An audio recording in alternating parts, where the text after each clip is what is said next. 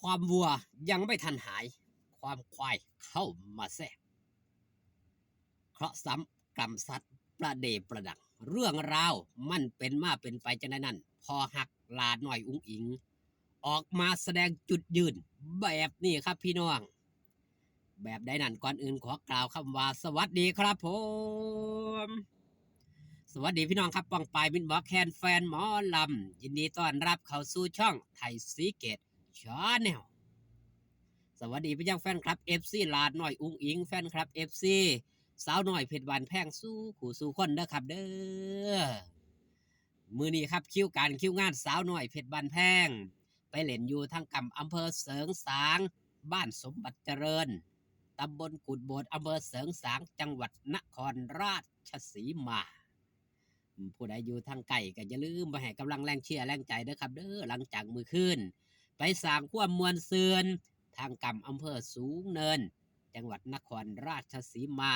ได้รับการตอบรับจากมิตรหมอแขนแฟนหมอลำพ่อแม่หลายผู้หลายคนนำของฝากของตอนมาให้กันอย่างล้นหลาม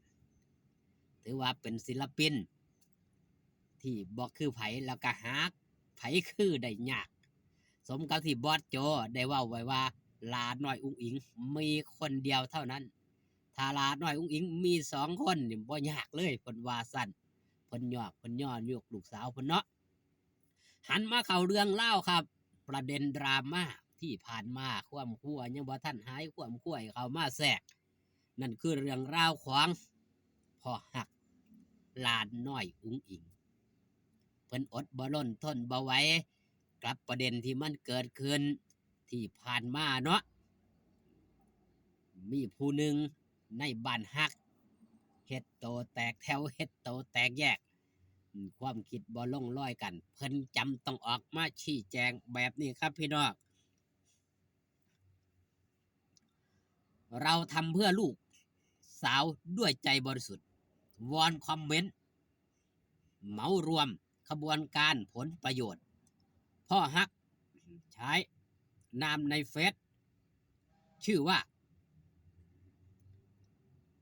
โพสต์ในฐานะกลุ่มพ่อฮักที่ติดตามและซัพพอร์ตลูกสาวอุ๋งอิงมาโดยตลอดพวกเราอุตส่าห์นิ่งเงียบต่อประเด็นดราม่าที่เกิดขึ้นเพราะไม่อยากให้เรื่องราวบานปลายไปกระทบต่อตัวลูกสาวแต่การนิ่งเฉยกลับทำให้หลายคนคอมเมนต์สนุกปากเหมารวมว่าพวกเราคือกระบวนการเดียวกันในเรื่องผลประโยชน์ทั้งเรื่องเสื้อและเรื่องการโอนเงินพวกเราคือกลุ่มพ่อฮักที่รวมตัวกันเพราะความรักในตัวลูกสาวอุ๋งอิงเท่านั้นไม่ได้มีส่วนเกี่ยวข้องกับการแสวงหาผลประโยชน์แอบแฝงใดๆทั้งสิ้นจากวันแรกจนถึงวันนี้ทุกสิ่งที่พวกเราลงแรงลงใจไปล้วนทำด้วยความรักที่สะอาดที่สุดไม่เคยหวังสิ่งตอบแทนและไม่ได้โยนความผิดให้ใครคนไม่รู้คือคนไม่ผิดเราเข้าใจครับแต่ขอให้รับรู้ไว้ว่าการกระทำของแต่ละคนจะเป็นสิ่งที่บ่งบอกตัวตนของคนคนนั้นในที่สุดเพจอีสานดีเนาะเป็นกำลังใจให้กลุ่มบ้านฮักทุกคนนะครับความตั้งใจที่ดีทำเพื่อเด็กคนหนึ่งย่อมมีค่าเสมอใครจะว่าอย่างไรใจเราคือนักรบที่ดีที่สุดครับพี่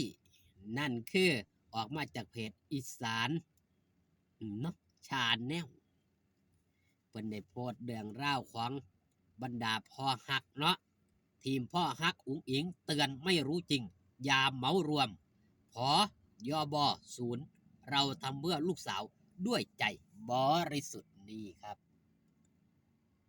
นี่คือทีมพ่อฮักหลานหน่อยอุ๋งอิงพี่น้องบินหมอแคนแฟนหมอลำกะคงสิคุณนาคุณตาครับ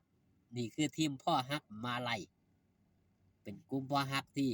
มาเฮ็ดมาลัยให้หลานหน่อยอุ๋งอิงเป็นประจำตั้งแต่แรกเริ่มเดิมที่ครับเฮาก็สิเห็นไอ้แม่แก้มหลานหน่อยอุ๋งอิงเนาะนางเอกแก้มสกาวเดือนนี่ล่ะเป็นผู้เฮ็ดมาลัยให้หลังจากที่มีพ่อฮักเข้ามานี่เบ้าแห้งไปหลาย ซอยกันเฮ็ดซอยกันทำซอยกันซัพพอร์ตหลาน้อยอุ๋งอิงมาโดยตลอดเพจไอในช่องส่วนตัวเพิ่นซื้อพอซักไส้นี่ล่ะเพิ่นได้ออกมาโพสต์ในเรื่องเล่าวเกี่ยวกับประเด็นดราม่าที่เกิดขึ้นที่ผ่านมาดังนั้นครับเฮาสิได้คุ้นเคยกับคำว่าปลาเน่าตัวเดียวเหม็นคับข้องบ่ครับผู้หนึ่งผู้เดียวเฮ็ดผิดแต่ก็เฮ็ดให้คนอื่นๆนั่นพลอยติดร่างแหไปนำคนคอมเมนต์ก็คอมเมนต์แบบบ่ได้เจาะจงครับคือคอมเมนต์ไม่มีประมาณว่าซั่นเถาะคอมเมนต์เข้าไปในกลุ่มจนเพิ่นได้ออกมาตั้งกลุ่มใหม่ครับทีมพ่อฮักนี่ล่ะ